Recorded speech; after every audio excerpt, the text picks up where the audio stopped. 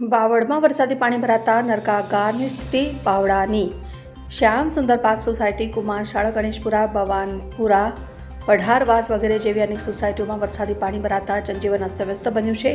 જોકે બાવળાવાસીઓ કહે છે કે ગટરના પાણી તો બારે માસ રોડ પર ભરેલા રહે છે, પરંતુ ચોમાસું આવતા સ્થિતિ બદતર બની જાય છે. બાળકો, વૃદ્ધો, મહિલાઓ વગેરે વધારે પરેશાની ભોગવી રહ્યા છે અને જ્યાં જુઓ ત્યાં અસ્તવ્યસ્ત ગટર લાઈન અને તેમાંથી ઉભરતા ગંદા પાણી અને ગંદકીથી ખદબદતા રોડ રસ્તા લોકોની આરોગ્ય ઉપર અસર કરે છે. નગરજનોનું માનવું છે કે આ આફત કુદરતી નહીં પરંતુ માનવ સર્જિત છે. ભ્રષ્ટાચારના ભૂરીગે બાવળાનો વિનાશ નોતર્યો છે અને અનેક જગ્યાએ રજૂઆત કરવા છતાં કોઈ સાંભળતું નથી. બાવળાના એક જાગૃત નાગરિક દ્વારા CMO પોર્ટલ પર ફરિયાદ કરવામાં આવી હતી, પણ આજ દિન સુધી કોઈ કાર્યવાહી થઈ નથી. જનતા પૂછી રહી છે કે બાવળાની આવી હાલત કરનાર કોણ? જોતા રહો ભારત ટાઈમ્સ ન્યૂઝ. મારું નામ ચૌહાણ જસીબેન પ્રવીણભાઈ છે. હું 6 નંબરમાં વોર્ડમાં ચૂંટાઈને આવેલી છું. અમે વારંવાર રજૂઆત કરતાં કોઈ પાણીની સમસ્યાનો કોઈ નિકાલ નથી લાવતા, વધતા ગટરોનો કોઈ નિકાલ નથી લાવતા. પાણી ચોમાસામાં પાણી ચણામાણું ભરાય છે. છોકરા પબ્લિક બધી તે પાણીમાં હાલે છે. છોકરા બધા હેરાન થાય છે. નિશાળ જતા છોકરા પણ પેલે થાય છે. બૈરા તેડીને જાય છે તો પાણીમાં પડી જાય છે. વારંવાર ભાજપવાળાને કહેતા પાલિકામાં અરજી આલી, લેખિત આપી, મૌખિત આપી, પણ તો છતાં અમારો કોઈ નિર્ણય સાંભળતા નથી. અમે 1 તારીખે ઉપવાસ ઉપર ઉતર્યા હતા, તો છતાં અમારું કોઈ ભાજપવાળા પ્રમુખ તો કોઈ કહેતા કોઈ અમારું સાંભળતું નથી. અને એ લોકો સાથે 1 તારીખે ઉદયપુર ફરવા નીકળી પડ્યા હતા અને અમે ઉપવાસ ઉપર ઉતર્યા હતા, પણ કોઈ અમારું કશું સાંભળતા નથી. વારંવાર અને પબ્લિક અમને વારંવાર કહે છે કે તમે ચૂંટાઈને આવ્યા છો તો આ અમારું કામ કરો, પણ અમારું કોઈ સાંભળે તો અમે આ કામ કરીએ ને. પણ કોઈ અમારું ભાજપવાળા અમારું કોઈ આગળ કામ જ હાલવા દેતા નથી અને ખોટા અમારું ઉપર આરોપ નાખી અને કેસ કરે છે. અમને કોઈ આગળ કામ કરવા દેતા નથી. હું બાવળા વોર્ડ નંબર 6 ની અંદર શ્યામ સુંદર પાર્કનો રહેવાસી છું. છેલ્લા 10 વર્ષથી અહીંયા ભાજપ સરકારની બોડી બનેલી હતી, પણ ભાજપ સરકારની બોડીમાં અહીંયા કંઈ પણ પ્રકારનું વિકાસનું કાર્ય થયેલ નથી. દર ચોમાસાની અંદર અહીંયા શ્યામ સુંદર, ભવાનપુરા, પઢારવાસ આ બધી જગ્યાએ પાણીનો કોઈ પણ પ્રકારનો નિકાલ નથી, ગટરની કોઈ વ્યવસ્થા નથી, રોડ રસ્તાઓનું કંઈ પણ નથી કે સ્ટ્રીટ લાઇટની પણ કોઈ પ્રકારની વ્યવસ્થા નથી. છે તો એમાં ક્યાંય કોઈક ચાલુ છે તો કોઈક બંધ છે.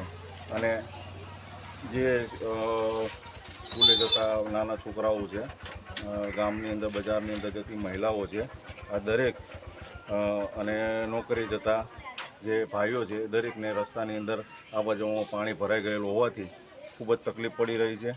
રોગચાળો થવાનું ભય સતાવી રહ્યો છે અને ગમે ત્યારે રોગચાળો પણ થઈ શકે છે, કારણ કે પાણી જવાનો કોઈ નિકાલ જ નથી. આવા ગંદા પાણીની અંદર નિશાળે જતા છોકરાઓ, બજારમાં જતી મહિલાઓ તેમજ કામકાજ માટે જતા વ્યક્તિઓ આ દરેકને સખત અગવડ પડી રહી છે, પણ તંત્ર દ્વારા આનો કોઈ રસ્તો કરવામાં આવી રહ્યો નથી.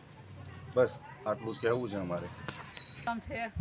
અહીંયા અમને નહીં ખબર પડતી કે લોકો પાણીમાં રહે છે કે પછી એમના મકાનમાં રહે છે, અમને કંઈ ખબર પડતી નહીં. વર્ષોથી ગટરના પાણીમાં રહે છે. આની ઘણી બધી લેખિત રજૂઆતો થયેલી છે, તોય છતાં પણ ભાજપ પક્ષ દ્વારા, શાસક પક્ષ દ્વારા કઈ વસ્તુ સાંભળવામાં આવતી નથી.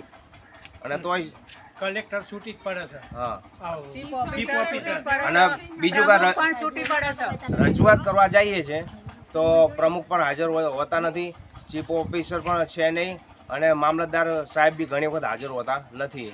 તો અમે બી થાકીને કંટાળી કે હવે રજૂઆત કરવી તો કોણે કરવી અને કહેવું તો કોણે કહેવું. અને બીજી કોઈ રજૂઆત કરવામાં આવે તો અમારા દ્વારા બીજા કોઈ ગુનાહિત કાર્યો કરતા હોય તે રીતે ખોટા અમારા પર કેસો કરવામાં આવે છે. જેમાં અમારા જીગરભાઈ ભરવાડ પર ખોટો કેસ કરવામાં આવ્યો છે કે કામ કરવા બાબત પર તમે કામ અટકાયેલું છે એ કરવા બાબત પર એમના પર ખોટો કેસ કરવામાં આવેલો છે. અમારું નામ જયાબેન છે. આ ફરિયામાં મહાકારી ઠાકોરવાસમાં નથી હાલવાની સગવડતા કે નથી પાણીની, નથી ગટરોની વ્યવસ્થા. છોકરાઓ નિશાળે મૂકવા હોય તો એમણી પાણીમાં છોકરાઓ ગટરમાં નાય છે. અમારે નથી બહાર ક્યાંય જવાય, પાણી ખરાબ, પાછળ બાયણા ઉઘડાતા નથી, બધું પાણી પાછળ ભરાય છે. અમારે ક્યાંય હાલે એવું જ રસ્તો જ નથી ને, કોઈ કામ જ નથી કઈ કરતું. પછી કેવા જાય તો ઓલાન કયો નથી લાઈટ લાઇટોનું ઠેકાણું નથી, કાંઈ નહીં અમારા ફળિયામાં. લાઈટીઓ બંધ છે. અમારું આ ફરિયામાં પાણી ભરાય છે. રેવાબેન ઠાકોર, રેવાબેન ઠાકોર. અને અમારા ફરિયામાં પાણી ભરાય છે, કિચડ બહુ થાય છે. પછી ગટરોનો ચોય આગ નહીં જવાનું પાણીનો, તો અમારા પાણી અમારા મકાનમાં પેઈ જાય તો પછી કોણ અમારી જવાબદારી લેશે? બાળકોને મિલવા જવાની તકલીફ બહુ પડે. બાળકોને લઈને જવાનું આવવાનું, શાકભાજી લેવા જવાનું, કોઈ લેવા જવું હોય તો અમારાથી નીકળાતું નથી. તો હવે શું કરીએ? પાણી બહુ ભરાઈ ગયું છે. આનો નિકાલ લાવો અને જલ્દી પાણી લાવો. ગટર લાઈને આલો. અમારા છોકરા ગટરો ના, એટલે ગટરો તમે ખુલ્લી ગટરો ના રાખશો તો અમારા માટે ગટર બનાવો. કોલેરા થઈ જાય, ઉલટી કઈ જાય છે કે હવે આ કરશું પેલું કરશું અને પછી કશું કરતા નહીં. અને અમારા માટે આવી રીતે મેલીને જતા રહ્યા, રૂપિયા ખાનારા ખાઈ જાય છે. મારું નામ મહેરિયા મીનાબેન ઈશ્વરભાઈ છે. હું શ્યામ સુંદર પાર્ક સોસાયટીમાં રહું છું અને અહીંયા કાયમી અહીંયા પાણીની સમસ્યા છે. સવારમાં પાણી પણ ગંદુ આવે છે, નરું ડોળું ગંદી વાસ આવે, ગટર જેવું પાણી આવે અને 12 માસ ગટર ઉભરાયેલી રહે. પછી પાણીની સમસ્યા, છોકરાઓને સ્કૂલે મૂકવા જવામાં પણ તકલીફ પડે. આવા ગંદા પાણીમાં છોકરાઓ ચાલીને સ્કૂલે જાય તો કેવો રોગચાળો ને એવો ફાટી પડે. અમારે ઘરની બાજુમાં પણ પાણી ભરેલું રહે છે. અહીંયા બધા બાળકો, છોકરાઓ, પછી બધા બૈરાઓ, પુરુષો બધાને નોકરી જવામાં, શાળામાં જવામાં બધે તકલીફ પડે છે. તો આની કંઈક સમસ્યાનું તમે આ અંગે કોઈને આવો તો સારું. કોઈ સરકારમાં કે કોઈ રજૂઆત કરેલી પાલિકામાં ક્યાંય તમે કે પાલિકામાં ને એમાં પણ રજૂઆત કરેલી છે, તો શું જવાબ આપે એમને? કઈ જવાબ જ નથી આપતા. અને વરસાદ પડે અને થોડાક ટાઈમ પછી લાઈટ જતી રહે અને કોઈ પણ ભવન પડામાં ને તો કોઈ દિવસ લાઈટ જ નહીં જતી. અમે શ્યામ સુંદર પાર્કમાં જ લાઈટ જાય. મારું નામ મયુરીબેન છે. હું કુમારશાળા પાછળ ગણેશપુરામાં રહું છું. અમે આ કેટલા ટાઈમથી આ 12 મહિના 2 વર્ષ ઉપર થઈ ગયું, કેટલા ટાઈમથી વરસાદ નથી આવતો તો એ ગટરનું પાણી સતત ઉભરાયા રાખે છે. અમે કેટલા દિવસથી આ છોકરાઓને લઈ જવા મૂકવા, કેવી રીતના જવું આવું કંઈ ખબર નથી પડતી. આવું હોય રોડ ઊંચો કરવાની કેટલી રાન અમે નગરપાલિકામાં 2 થી 3 વખત અમે ગયા રજૂઆત કરવા માટે, કોઈ નથી કંઈ કરતા. પાણીનો નથી નિકાલ કરતા, નથી પીવાના પાણીની પણ એટલી સમસ્યા છે. કેટલી વાર મોટર ચાલુ રાખીએ તો પાણી પણ નથી આવતું. કેટલી વાર અમે ઓલું કરીએ, ક્યાં સુધી આના સહન કરવાનું? એમ પાણીમાં આટલા ટાઈમ ક્યાં સુધી ચાલતું રહેવાનું જવાનું? અમારે ક્યાંથી જવું? મેઇન રસ્તા ઉપર ચાલે એવું તો હોવું તો જોઈએ કે ના જવું? છોકરા લઈને કાયમ જવું આવું નિશાળે લેવા મૂકવા માટે અમારે ક્યાંથી જવાનું? આવીને આવી ગંદકી ક્યાં સુધી સહન કરવાની? અમારે આનો નિકાલ તો આવવો જોઈએ કે ના આવવો જોઈએ? તમારા ચૂંટાયેલા સ્થાનિક સભ્યો અહીંયા મુલાકાતે આવે છે? આવ્યા હતા પણ શું કરીએ, અમે 2-3 વખત ગયા હતા પણ નથી કોઈ ફોલો કરતા. તો બેઠા હતા એક દિવસ પણ મામલતદાર આયા નહીં કોઈ દિવસ. એક વખત આવીને કહીને ગયા ને જોઈને ગયા, કશું કરતા નથી કોઈ. આ ચામુંડા સોસાયટીમાં રહું છું. કાળુભાઈ ડુંગરભાઈ પરમાર. ચૂંટણીમાં દર ચૂંટણીમાં હું ઊભો રહેતો તો આ સાલ ઊભો રહ્યો નથી.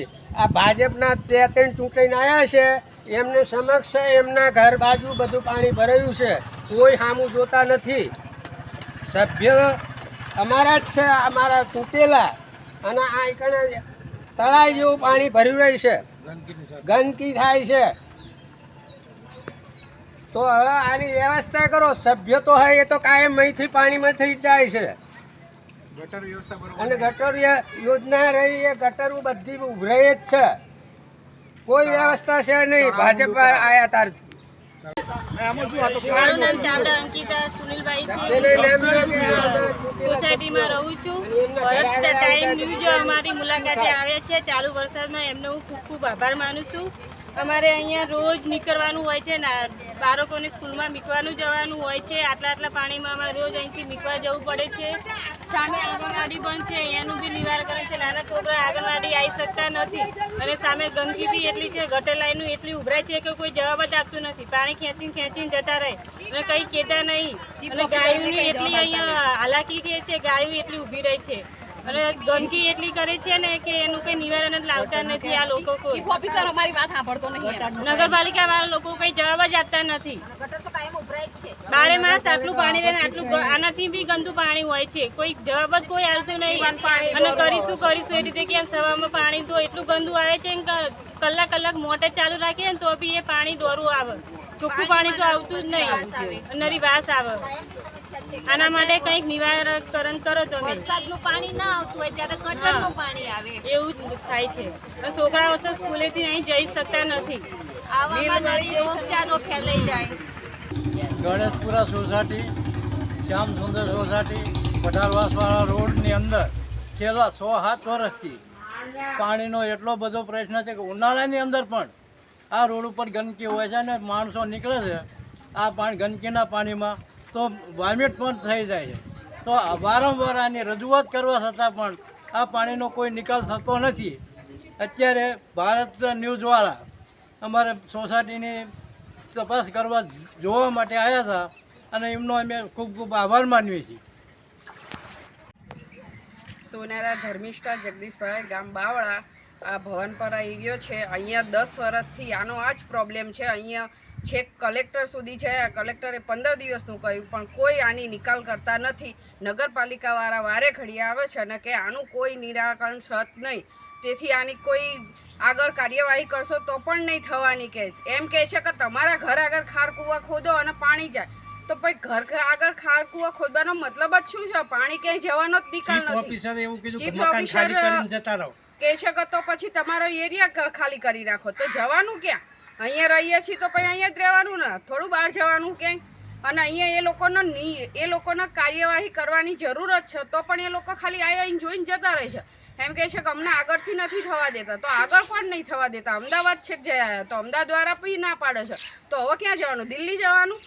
જે તમે કહો એ અમે કરવા તૈયાર છીએ તો અમારું કામ એમને કરવા તૈયાર આવવું પડે ને. કેમ નથી આવતા એ લોકો? કોઈ આગળ જ પગલાં નહીં લઈ શકતા. એ તો ખાલી પગાર માટે જ બેઠા છે ત્યાં આગળ.